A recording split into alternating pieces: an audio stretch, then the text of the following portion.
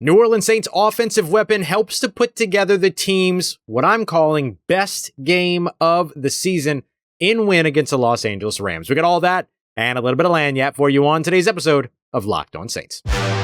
You are Locked On Saints, your daily New Orleans Saints podcast. Part of the Locked On Podcast Network, your team every day.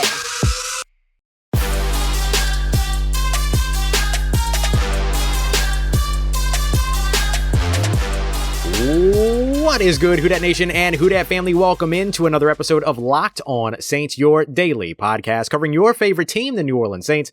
Part of Locked On Podcast Network, your team every day. Thanks so much as always, making Locked On Saints your first listen of the day every day. Don't forget we're free and available on all podcast apps and on YouTube as well. And I'm your host, Ross Jackson, at Ross Jackson Nola on Twitter, your New Orleans Saints expert, credential member of the media, CrescentCitySports.com, USA Today's Saints Wire, Tuesdays on Locked On NFL, and here with you every single Monday through Friday on Locked On Saints. In today's episode of Locked On Saints, a Victory Monday episode of Locked On Saints is brought to you by our friends over at PrizePicks, daily fantasy made easy in the way that it should be. You simply pick 2 to 5 players, choose whether or not they're going to come in at more or less than their PrizePicks projection, and it's you versus the house. You get those right, you can win up to 10 times your entry. And first-time users can get a 100% instant deposit match of up to $100 by simply using the promo code Locked On. It's PrizePicks.com, promo code Locked On. Tell you more about them later. We're going to talk right now about these New Orleans Saints. Hey, it's a Victory Monday here on New Orleans Saints. I don't care how you feel about the Los Angeles Rams. I know they're not a good team, but we're going to enjoy us a Victory Monday here on the show. You better believe it. It's only our 4th one so far. So what are we going to discuss on today's episode? Well, I'm going to tell you why the young players on the New Orleans Saints are giving you the bright outlook that you deserve when it comes to the New Orleans Saints' future. Whether you're talking about the rest of the season, but more importantly, seasons upcoming, why this was the best game that the New Orleans Saints have put together so far, even though it wasn't a shutout like we saw against the Las Vegas Raiders. And first, Taysom Hill.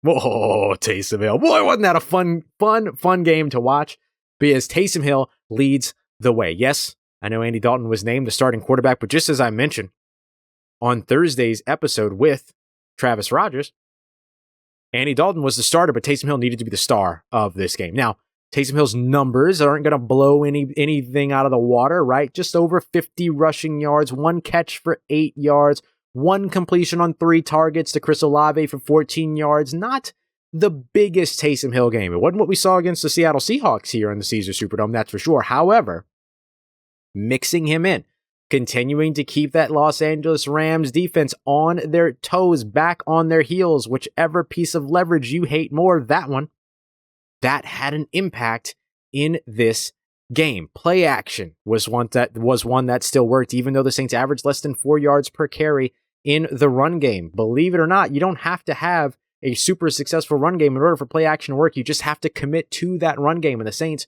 were able to do that. Now, the score helped. Taysom Hill spoke about it after the game in his post-game presser, mentioning that because of sort of the situations within this game that they were able to, it wasn't necessarily that they just kind of all of a sudden decided to get Taysom Hill involved. Taysom, as he explained it, it was kind of like, well, we finally got to call all the plays that they've wanted to call because they were in positive situations throughout this game. But you best believe that a good portion of the reason why they were in those positive positions is because Taysom Hill continued to get mixed in, and it kept that Los Angeles Rams defense off balance. Doesn't hurt at all that Aaron Donald wasn't a huge factor in this game. He had 1 hit on a quarterback. It was on Andy Dalton on the 53-yard touchdown pass to Chris Olave, so not a bad exchange there. Had a couple of tackles for a loss as well, but outside of that was, by Aaron Donald standards, blanked in this game. And so one of the things that we had discussed with Travis Rogers last week was how important it was to make sure that, like, okay, focus on keeping Aaron Donald at bay, but don't give up a ton of pressure to these other guys. Saw the Saints give up 4 sacks in this game, but you'll take 4 sacks from the other guys, and in a basic kind of like absence from Aaron Donald, then the alternative, right? You don't want the presence of Aaron Donald no matter what. And so Taysom Hill, what he was able to do in this game was change up the rhythm a ton, particularly in the first half. We saw the Saints go 2 drives where they just alternated Taysom Hill, Andy Dalton, Taysom Hill, Andy Dalton, Taysom Hill, Andy Dalton. That put stress on a defense. And then there was no telegraphing what it was that Taysom Hill was going to do when he was on the field. threw 3 passes, ran a couple of zone reads where he handed the ball off to Alvin Kamara, let Alvin Kamara pick up some yards, a couple of passes, a couple of plays where he held on to the ball, a couple of plays where they ran the QB power. It all was, it wasn't, like I said, as impactful. You didn't see the big 60-yard breakaway run, but again, you had to keep punching in order to give yourself a fighter's chance. That's what we talked about last week. And the Saints got it done. Now listen, I saw all week Taysom Hill getting reps at quarterback. And so I kept telling you, don't be surprised if Taysom Hill gets to see, a lot of action in this game. So listen to me when I'm speaking to you. But it was a good thing to see. And I think what this means most importantly is what happens moving forward. I don't think that at this point, what we have seen from Taysom Hill over the course of these past few weeks, what happens when he's absent versus what happens when he gets consistently mixed in, that you can move forward without making a concerted effort to get him mixed in. Now, the Saints will always make a concerted effort. And as head coach Dennis Allen said after the game, a different opponent means a different game plan. Completely understand that. But every single one of these game plans should include a lot of Taysom Hill moving forward throughout the rest of the season. What you got to lose? What you got to lose? It was one of the other things that Taysom Hill kind of talked about in this game. He was very candid after this. It was a great interview. If you haven't checked it out, you can find it over on the Saints YouTube page. I'll mix it into some of the show here throughout the week as well. But man, one of the things that Taysom Hill talked about was that it was kind of like, yeah, we had our back against the wall, so might as well just call everything on the play sheet, see what works. I mean, just like go for it and everything. And it worked. It was great. It was fun. Like, it was a fun game too. And I thought that was something that I think makes this one of the best games, if not the best game that New Orleans Saints have put together so far this season. So an important win for the New Orleans Saints. Listen, we're not going to talk about where the Saints are in the division, where they are in terms of their playoff hopes, where they are in terms of their postseason aspirations, anything like that. This is the first part of what Jarvis Landry talked to me about last week and that I brought to y'all last week. The Saints finding a way to win games. And they find a way to win the games running through and allowing their offense to have a lot of Taysom Hill involved. Taysom Hill took 16 snaps at quarterback in this game, some of which no plays, things like that. But that's what you're looking for from this New Orleans Saints offense moving forward. It's not an Andy Dalton-led offense. It should be an Andy Dalton as your starting quarterback, but an Andy Dalton / Taysom Hill-led offense as far as I'm concerned.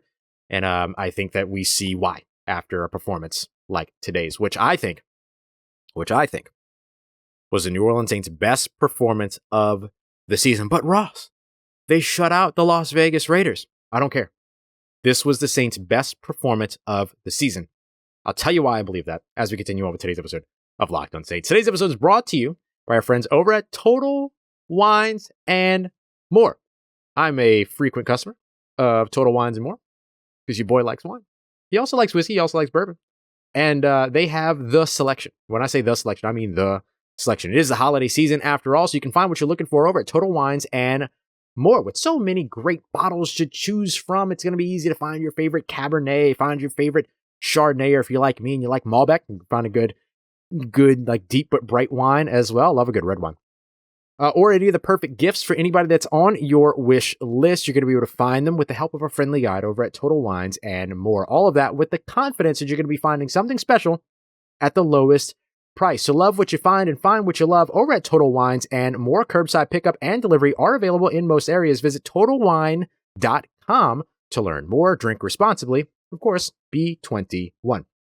Today's episode also brought to you by our friends over at Turo. Turo is a really cool ride share app. And basically what it is it's kind of like Airbnb, but for vehicles, right? So if you want to rent a car, I would highly suggest checking out Turo as a much, much better alternative because you're going to be able to book any car that you want, wherever you want. And you could do it all from a community of local hosts as well, including some that will even bring the car to you wherever you are. So if you want to pick up something like a spacious SUV or a minivan for a family trip, maybe a luxury car for a special event, or if you want to do like Isaac did over at Locked On Mavericks, he wanted to test drive a Tesla, got himself a Tesla. You're going to be able to do this too for about any occasion or budget all across the US, UK, Canada, and good news coming soon to Australia as well. Good day, mate.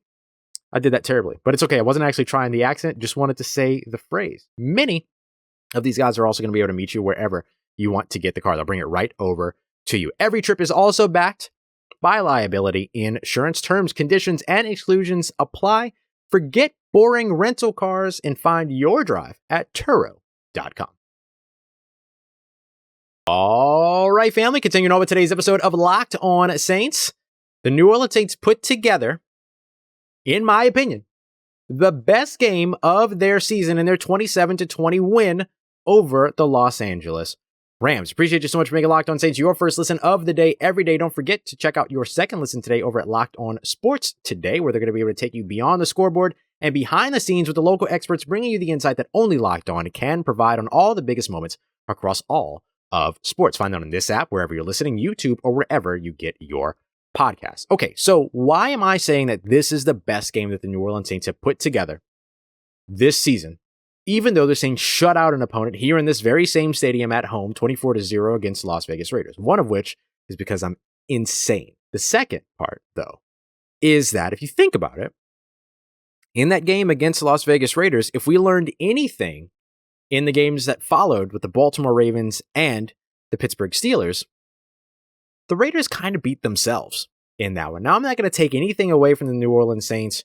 who shut out an opponent. It's very hard to blank an opponent, to goose egg an opponent in the NFL. There's absolutely no doubt about that. But it's a little bit easier when the team keeps shooting themselves in the foot. Penalties, bad play calls, not putting the ball in the hands of their playmakers. Honestly, a lot of the things that the New Orleans Saints have done so far this season that have shot them in the foot that they didn't do in this game. And that's, for me, where the difference is. The Los Angeles Rams didn't really do a ton to hurt themselves in this one. They didn't turn the ball over. They had a few penalties in this one. Shout out to the New Orleans Saints, by the way. Only 2 penalties in this game for, 15 yards? Not bad. And the last one was a false start on one of the final plays, like the punt late in the game. But the Rams kept punching. 140 rushing yards in this game. The Rams were a league worse coming into this one at 68.1 yards rushing per game in the NFL. They put up 148 rushing yards, averaged 4.9 yards per carry on the ground up against a very, very injured New Orleans Saints defensive line that came in without Cam Jordan for the first time in his 160-plus game career due to injury, right? He missed a game last year because of COVID, but it took a COVID absence. And what Ian Rappaport reported this morning over at NFL Network, an orbital bone fracture, which, side note, I've heard the same thing. It took that to keep him out of this game. And for him to miss 2 games in his career, that's pretty incredible. But anyway, you were without Cam Jordan, you were without Marcus Davenport, who are, especially this season, your top run stoppers, right? The interior defensive line has struggled so far this season. They've been getting pushed a ton. They haven't reset the offensive line in favor of themselves, or the line of scrimmage in favor of themselves much this season. So you really took away their best players at those edge defenders when it comes to stopping the run. Then you saw Peyton Turner get back there and make a stop, actually from a play that had pretty good interior push, by the way. And then in that, he ends up hurting his ankle, and then he gets carted off the field, and then he's out. And I don't know that we're going to see Peyton Turner for a little while now, especially based upon the way that injuries have impacted the Saints and how much missed time the Saints have gathered up over the course of this season so far. So they punched. I mean, you saw 148 rushing yards on 30 carries in this game. The Rams were only averaging 21.2 carries per game coming into this one. You saw the big 62-yard touchdown from Matt Stafford to Tutu Atwell that you just knew was going to be a touchdown the moment that Matt Stafford let that one go. I mean, Tutu Atwell, 4.39 speed, just blazing past Chris Harris Jr. And by the way, shout out to Chris Harris Jr. for responding to that and having a pretty good game. After that, had a pretty good game before that too. But I think that one of the things that makes this kind of the best game for me in terms of the Saints was the fact that they met so much adversity in game and had to overcome it. They had to bounce back. They had to punch back. They had to respond, and they did so in the second half. Saints scored 2 touchdowns in the third quarter, one in a pass to Jarvis Landry, another on the big 53-yard touchdown to Chris Olave. We'll discuss Chris Olave and how fantastic he was in this game here in a little bit as we look at the young stars and why you should be excited about them in the future of this team. But then they only allowed 6 points in the second half. And that was a New Orleans Saints kind of staple all last year, was no touchdowns in the second half, right? Like there were so few games in which they allowed touchdowns in the second half, even despite injury and all that. And we saw that in this game too. The Saints didn't have Pete Werner, their best line, like probably their most consistent player all season. They didn't have their 2 starting edge rushers. The safeties continued to struggle. It was a game in which everything could have gone wrong, but you know what? It didn't. Because Kaden Elliss stood up, because Carl Granderson stood up, because Demario Davis played his head off. I mean, it was awesome. And Alontae Taylor, not the same thing at all. Alontae Taylor and Paulson Adebo also had excellent games over on the perimeter. So I think you look at this New Orleans Saints team in this game, and you look at the offense, you look at the defense, you look at the adversity that they face on both phases of the game, in terms of injuries coming in, injuries that happened during the game, early 3-and-out by the Saints offense. I mean, there were like all of these little things that kind of stood out, and, a 10-point first half for the Saints offense, all that. But they bounced back and they counterpunched away from all of that. So to me, that's why this was their best game. They had to fight in this one, and they had to fight adversity, and they found a way to do that time in and time out. It was also probably the best game on the special team side so far. You'd love to see Rashid Shaheed be able to break off a big return without a holding penalty happening away from the play, bringing it back. It's happened 2 weeks in a row now. Somebody tried to tell me that, the returns were because of the penalties. No, like one of them was behind in this one. Like Justin Evans, didn't have to do anything at all. And Rashid Shaheed, Justin Evans could have completely missed the block, and Rashid Shaheed had nothing but daylight up to midfield. So, you want to see those things get cleaned up. The Saints offensive, kick return coverage team also allowed a 34-yard kick return, which is not substandard, not really what you're looking forward to. But Darren Rizzi was on his game in this one, and I thought did very, very well. All the way down to the hands team, special teams being the thing that basically closed this game out, not allowing the Rams to be able to recover the kind of weird but oddly probably could have worked drop kick for the onside kick. It wasn't a usual thing to where he kind of put it on a tee and then booted it. He kind of punted it in a way. It was interesting, but the Saints did a good job from that. And then on top of that, you also have, for a second week in a row, perfect game from Will Lutz, who looked like he nailed a 61-yarder in pregame, so he was feeling good. And then you also had a really nice punt that pinned the Rams back on their own 3-yard line. Only the second time this season that a punt has forced the opposing team from the New Orleans Saints to start their drive within the 10-yard line, let alone the 4-yard lines or the 5-yard line. So really good stuff from the Saints over on that side of the ball too. So that's why I look at this and I say, okay, this was a very complete game from the Saints.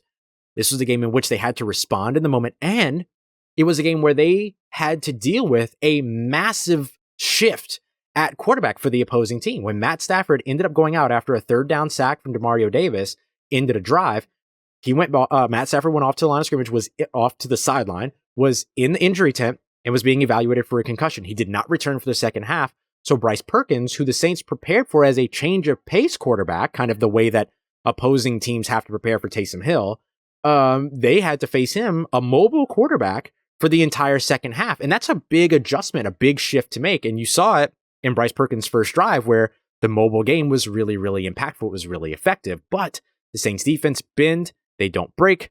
And then again, they only allow 2 field goals in the second half, 6 points. So really, really good stuff from the New Orleans Saints in this one. Again, it's not time to start a second line down Bourbon Street or up Frenchman Street, my personal favorite, and figure out, start talking about how all the Saints could still go to the playoffs and stuff like that. It ain't time for that right now.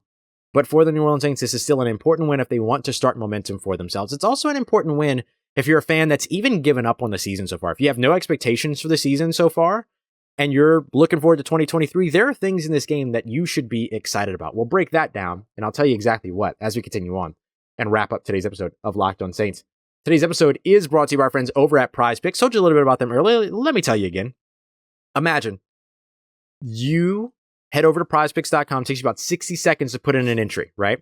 And you can win up to 10 times your entry by simply using your football knowledge. You don't have to go up against somebody else's lineup. You're not going up against thousands and thousands of lineups trying to win from some big, invisible pool of money. No. None of that stuff. You just get to use your football knowledge. You go into a game and you say, okay, is Andy Dalton going to have more or less than this PrizePicks projection in terms of passing yards? Is Alvin Kamara going to have more or less than this PrizePicks projection in terms of rushing yards? You pick 2 to 5 players just like that. Get those right 10 times your entry. You can win. And if you're a first-time user, you can also get a 100% instant deposit match of up to $100 by simply entering the promo code Locked On. You'll see it at the bottom of your screen. I was right the first time. Promo code Locked On over at prizepicks.com. So you put down 100, they'll match 100. You put down 50, they'll match 50. It's that simple. So head over today, download the PrizePicks app, or head over to prizepicks.com. Use that promo code Locked On to claim your 100% instant deposit match of up to $100 today.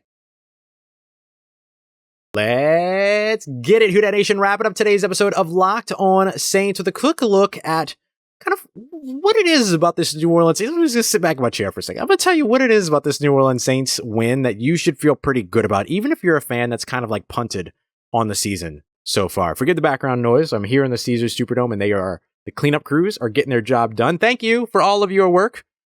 Really appreciate all of it. So why should you feel good about this win, even if you're somebody that's punted on the season so far? If you said, I have no expectations for the New Orleans Saints for the rest of this season, why should you care about this win? Well, here's a couple of reasons. Chris Olave, Taysom Hill, Kaden Elliss, to an extent Pete Werner. Let's not forget about Pete Werner, even though he wasn't on the field today. Cesar Ruiz, Ryan Ramczyk. Let's stop there. All of those guys, they're going to be Saints for a little while.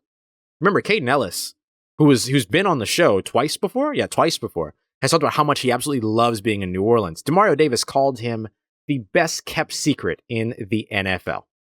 And he balled out on this field. Again, 2 weeks in a row. The Rams had tape on him and he still did it. 10 total sacks, led the team there, 1.5 sacks. He had a tackle for a loss, had a pass breakup as well. I would say he also had a couple of passes defended, even though if he didn't get his hand on the ball to knock it away, he still impacted a couple of plays in the passing game.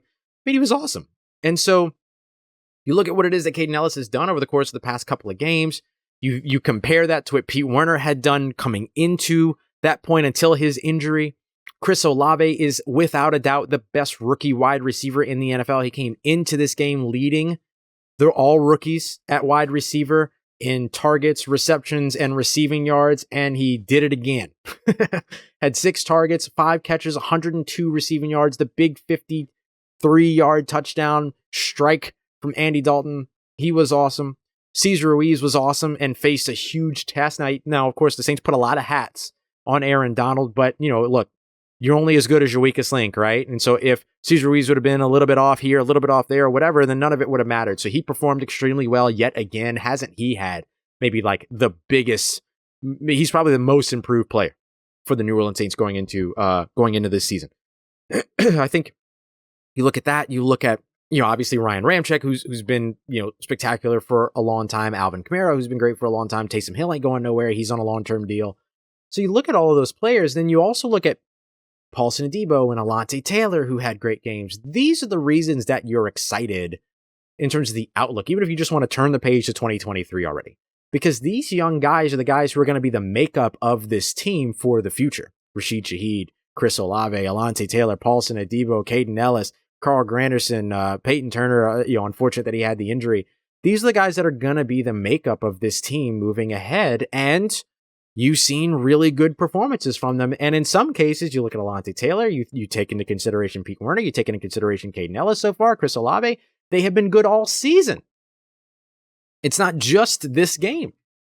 So the quote-unquote young core, as the Los Angeles Lakers used to try to put it when they were trying to talk themselves into being a good team, is outstanding for this New Orleans Saints team. And so you have all of the building blocks to continue to build around. So if the Saints can answer long-term their quarterback question, if they can answer long-term what happens in their future post-Cam Jordan, post-Demario Davis at those positions, if they can figure out where they want to go at safety, and if, they get the coaching staff the way that they want the coaching staff and producing the way that they need that, this team has a bright future.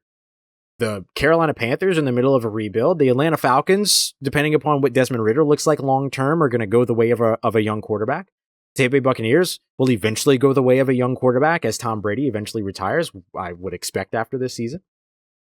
So the Saints end up entering right about the same time as the salary cap woes, quote unquote, lifts, right? 2024, 2025, right around that same time, all of a sudden you have a young core and you've got money to spend and put pieces around them and get them built up and all this other stuff. So that's pretty exciting for the New Orleans Saints. And maybe some people don't want to look ahead that far. Maybe some people are already looking ahead that far, but one way or another, right? Like I said in the postcast, the cardinal sin in the NFL is to be a bad team that is boring. If nothing else for the rest of the season, you see where the entertainment comes from for this team, as long as those guys get their opportunities, as long as particularly like Taysom Hill continues to get involved in the offense the way that we have seen, or the way that we saw against the Rams here today. You add on top of that the potential to string together some wins, things like that. Again, we shouldn't get ahead of ourselves, but there is still something to look at with this team and say, okay, this team is fun, this team is young, and this team has a good outlook moving forward as long as they can solve a couple of big questions. Granted, a couple of big questions that they have to answer, but we can't predict that right now, whether or not they can answer those questions, right? So we'll see. And of course, by the way, we still also haven't seen Trevor Penning, who could be a franchise left tackle, which makes you feel a little bit better about not having a first round pick next year, right? If that ends up being the case.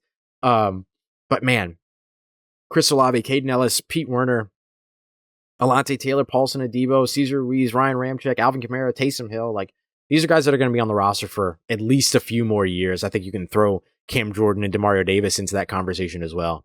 And there's a lot of reason to be excited about what this team can be as they move forward. So whether you've punted on the season, whether you're still very much engaged in the season, there's a lot of reasons in terms of the outlook of this team to be excited by the young talent that's on its roster. Bottom line, because Stone Cold said so. All right, y'all. I appreciate you so much, as always, for making me your first listen of the day every day. On Tuesday, it's our Analytics Tuesday, so I'll break things down a little bit further into getting a little bit deeper into the numbers. We'll look at exactly kind of the snap share, snap counts, EPA as well, when Taysom Hill was under center and when Andy Dalton was under center, and we'll compare that to games where it's just kind of a full game of Andy and no Taysom. We'll look at all that. And we'll also take a look at some of the quotes from the press conference, because I thought Taysom Hill had some fun things to say. He also had some pretty important things to say, too, in terms of looking at what this team can be moving ahead. So we'll get you all that. And of course, don't forget, we're here every single Monday through Friday, getting you ready game after game after game after game.